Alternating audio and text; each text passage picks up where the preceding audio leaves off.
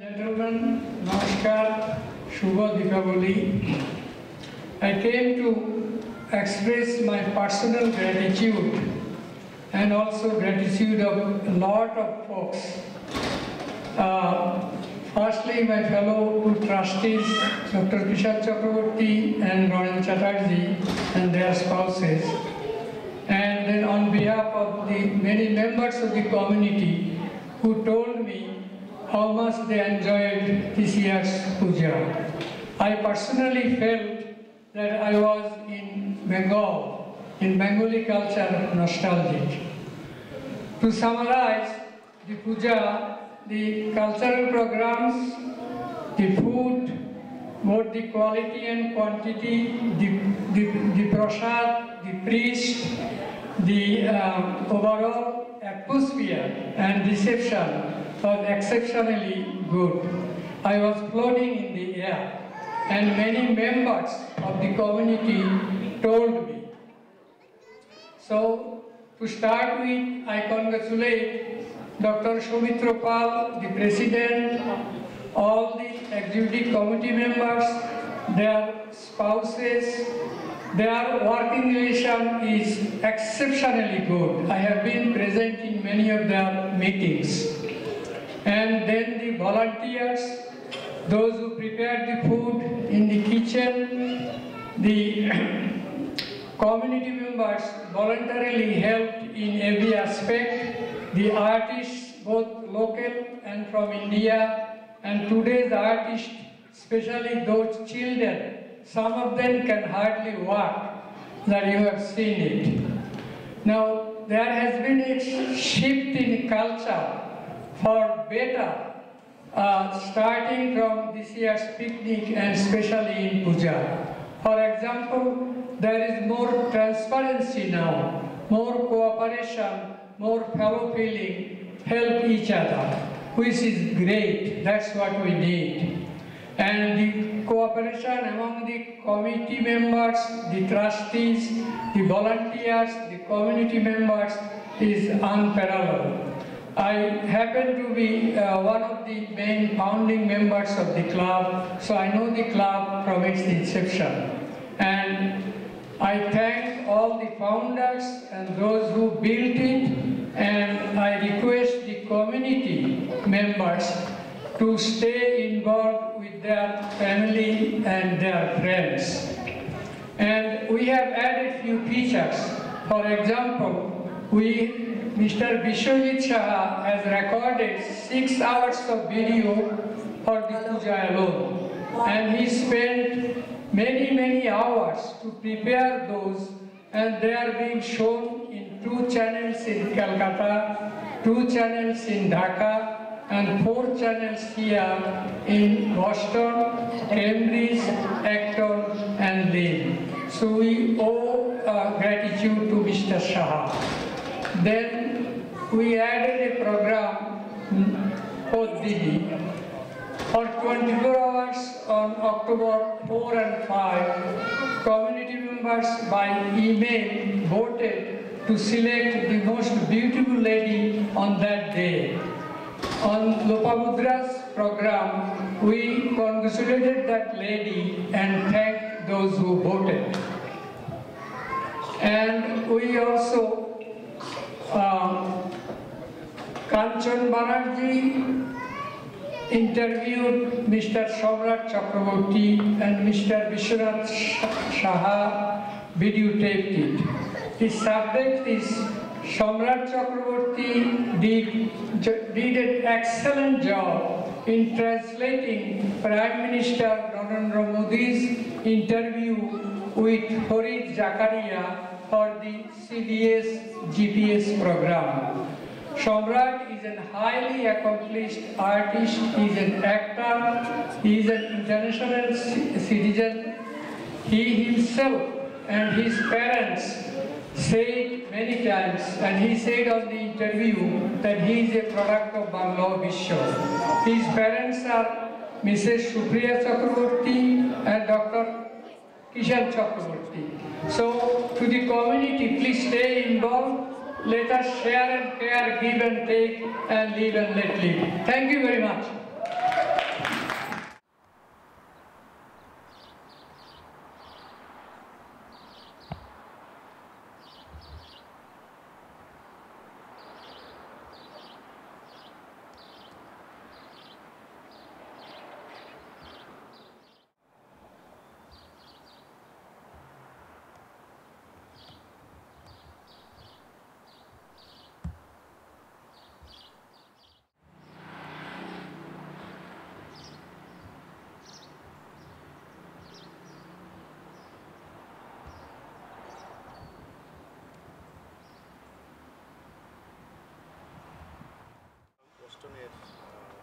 কুলসি শহর, এই কুলসি শহরে থাকে বাংলাদেশেরই একজন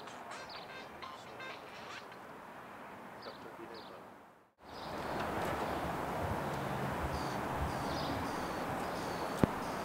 ডক্টর বিনয় পাল, আমরা আপনার বাসায় চলে আসলাম, তার সাথে একটু দেখা করবো, একটু কথা বলবো। তো আজকের এই আলোচনা পরিচিতি পর্বে বা আলোচনায় আপনি মনে করবেন যে আপনি আপনার জন্মস্থান কোথায়, আপনি কখন জন্মগ্রহণ করেছেন এবং কখন কীভাবে আপনার শিক্ষা জীবন শুরু হয়, আপনি কোথায় লেখাপড়া করেছেন এবং সর্বোচ্চ ডিগ্রি কোথায় নিয়েছেন এবং সর্বপ্রথম কোথায় আপনি পেশায় যোগদান করেন, এই বিষয়ে আমি জানতে চাই। আশাস ভাই, সুভাষ, বিশ্বজিৎ, আমি ধন্যবাদ। আমি 1935 সালে তখনকার নোয়াখালী ডিস্ট্রিক্ট, বর্তমান লক্ষ্মীপুর ডিস্ট্রিক্টে বিজয়নগর গ্রামে আমি জানুয়ারি মাসে আমার জন্ম হয়। আমি ছোটোবেলা আমার মামার বাড়ি থেকে মাধ্যমিক পাশ করে তারপর দাউলবাজার হাই স্কুল থেকে ম্যাট্রিকুলেশন পাশ করে কুমিল্লা কলেজে ইন্টারমিডিয়েট করে তারপরে ঢাকা বিশ্ববিদ্যালয় থেকে আমি কেমিস্ট্রিতে এমএসসি পাশ করেছি 57-এ। আমার ম্যাট্রিকুলেশন ছিল 51-এ, তারপরে গ্র্যাজুয়েশন ছিল 55-এ, এমএসসি ছিল 57। তারপরে আমি 3 বছর ঢাকা বিশ্ববিদ্যালয়ে বায়োকেমিস্ট্রি ডিপার্টমেন্টে শিক্ষকতা করেছি। বায়োকেমিস্ট্রি ডিপার্টমেন্ট আমি, আমার সহপাঠী নুরুল আলম, আব্দুল রহিম এবং 2 জন শিক্ষক আমাদের ডক্টর কামাল উদ্দিন এবং আব্দুল জব্বরকে নিয়ে বায়োকেমিস্ট্রি ডিপার্টমেন্ট আমরাই আরম্ভ করি। আমি ওখানে 3 বছর ঢাকা বিশ্ববিদ্যালয়ে শিক্ষক ছিলাম বায়োকেমিস্ট্রি ডিপার্টমেন্টে। তারপরে ম্যাকগিল ইউনিভার্সিটি থেকে আমি একটা স্কলারশিপ পেয়ে আমি 1960 সালে ম্যাকগিল ইউনিভার্সিটিতে আসি অক্টোবর মাসে। সেখানে আমি বায়োকেমিস্ট্রিতে পিএইচডি ডক্টরেট ডিগ্রি লাভ করি 1963 সালের অগাস্ট মাসে। তারপরে আমি পোস্ট ডক্টরাল নিয়ে আমি ওখান থেকে সেন্ট লুইসের একজন শিক্ষক ওখানে গিয়ে আমাকে ইন্টারভিউ নিয়ে আমাকে সেন্ট লুইসে নিয়ে গেলেন। 1 বছর পরে ওর গ্রুপটা নিউ ইয়র্কে চলে আসলো। আমি মোট 66 পর্যন্ত পোস্ট ডক্টরাল করেছি নিউ ইয়র্কে 2 বছর। তারপরে আমি বস্টনের Tufts University Medical New England Medical সেন্টারে এবং টার্কস ইউনিভার্সিটির প্রথমে গবেষণা অ্যাপয়েন্টমেন্ট নিয়ে তারপরে থেকে আমি 1966 থেকে আমি এখানে টাফটস বিশ্ববিদ্যালয়ের ফ্যাকাল্টিতে নানা পজিশনে ছিলাম এবং সেন্ট মার্গারেটস হাসপাতালের আমি ল্যাবরেটরির ডাইরেক্টর ছিলাম। বোস্টনে প্রথম আসেন তখন এখানে এসে কি সমস্যা আপনি ফেস করলেন এবং সেটা কীভাবে কাটিয়ে করলেন, তারপরে কীভাবে জীবনটা শুরু করলেন এখানে? আমি 66-এ বস্টনে আসি। তো প্রথম যখন আসি প্রধান সমস্যা ছিল আমাদের সামাজিক বলতে পারেন যে আমাদের দেশের লোকজন খুবই কম ছিল, হাতে গোনা। পূর্ব বাংলার 500 জন লোক ছিল হাতে গোনা। তারপরে পাকিস্তানের আর অল্প কিছু বেশি ছিল। আমি গত পাকিস্তান অ্যাসোসিয়েশনও ছিলাম। তারপরে বাংলাদেশে যে কয়েকজন ছিল তাদেরকে আমি যোগাযোগ করি, মাহবুল আলম, তাইবুদ্দিন মাহতাব, সোহরাব হোসেন। পশ্চিমবঙ্গের আরও বেশি কিছু ছিলেন, আমি ওনাদের সঙ্গেও যোগাযোগ করি তাতে সামাজিকতাটা ওদের সঙ্গে আদান প্রদান, সামাজিক সাংস্কৃতিক একটু ভালো লাগলো। এবং 69-এ অ্যাকচুয়ালি আমি Tagore society of new England প্রতিষ্ঠা করি, প্রথম বাঙালি প্রতিষ্ঠান এখানে, আমি এবং পশ্চিমবঙ্গের কয়েকজনকে নিয়ে। আমি একটু আপনাকে ইন্টারফেয়ার করি, আমরা মনে হয় একটু বসে কথা বললে ভালো হয়। কথাটা হচ্ছে আপনি যে বললেন, যে কয়েকজনের নাম বললেন, আলম সাহেব এবং আরও কয়েকজন, ওনারা কি আপনার আগে এসছেন এবং ওনারা কি জন্য তখন এখানে ছিলেন? এবং আপনি এখানে বসেন,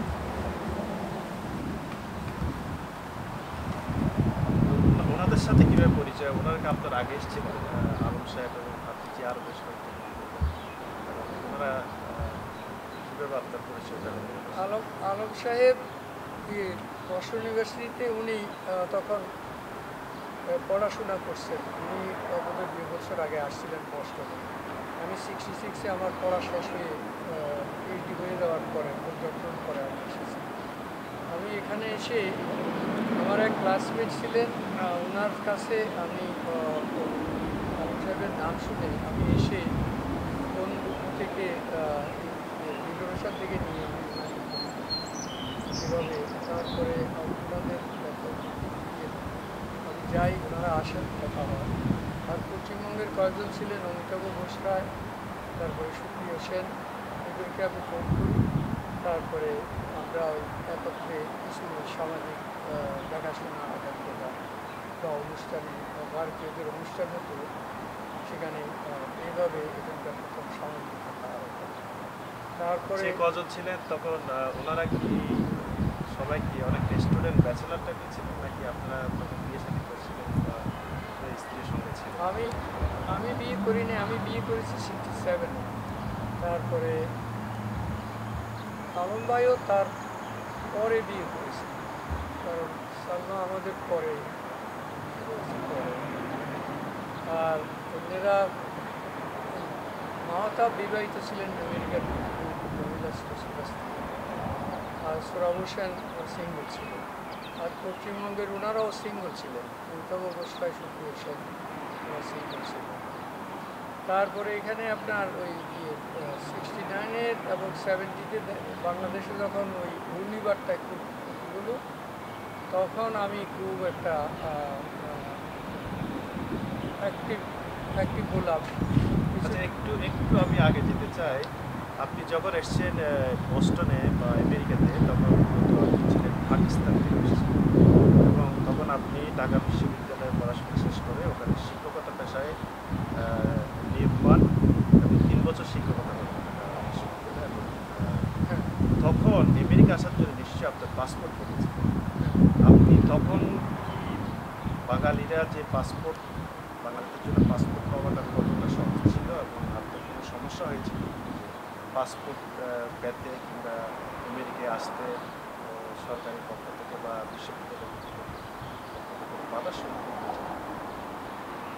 বাধার সম্মুখীন হয়েছি আমি সংক্ষেপে, যে আমার প্রথম বিশ্ববিদ্যালয় থেকে আমার সমপাঠী এবং আমার ছাত্ররাও এই নানা scholarship, Pakistan scholarship, Commonwealth scholarship, বিশ্ববিদ্যালয় স্কলারশিপ, এগুলো নিয়ে আসতেছে, আমি কিছু পাচ্ছিলাম। তারপরে তখন আমি ম্যাকগিলে লিখলাম, ম্যাকগিলে লেখার পরে ম্যাকগিল থেকে স্কলারশিপ পাওয়ার পরে আমি নিজের প্যাসেজ দিয়ে আসবো ঠিক করলাম। তখন আবার পাসপোর্ট নিয়েও একটু, কিন্তু ওই ফিজিক্সের ডক্টর মতিন, উনি আমার নোয়াখালী দিলেন।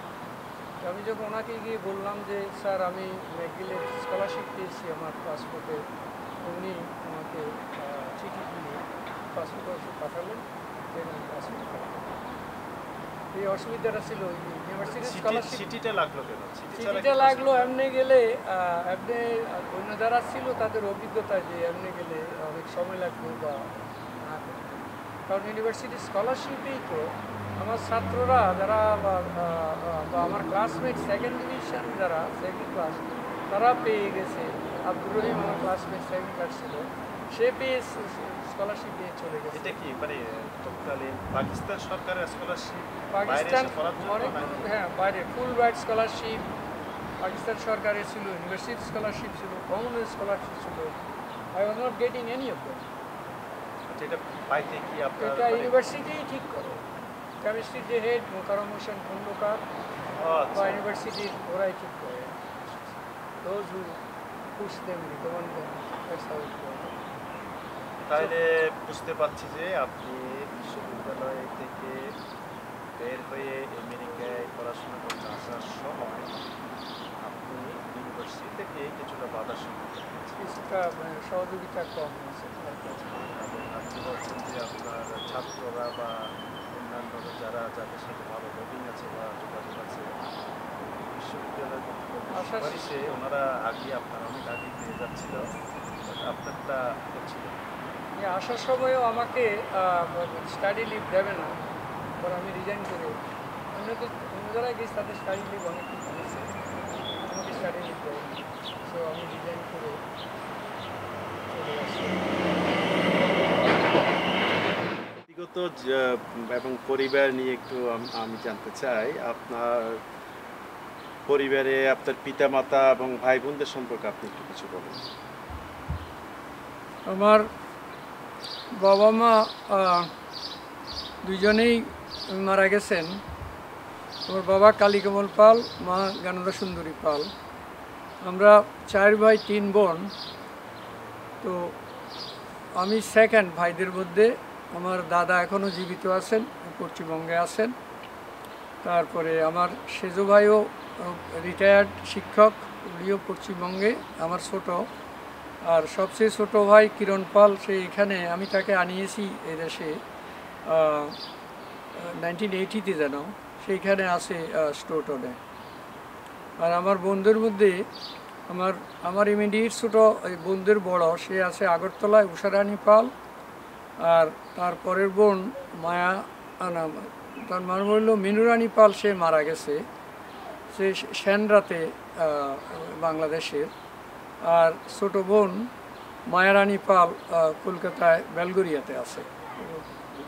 মায়াই এখন আমাদের পরিবারের সবার খোঁজখবর এবং সবার সঙ্গে অনেকটা মার ভূমিকাটা মায়া পালন করছে। তারপরে আমার নিজে বিয়ে করেছি।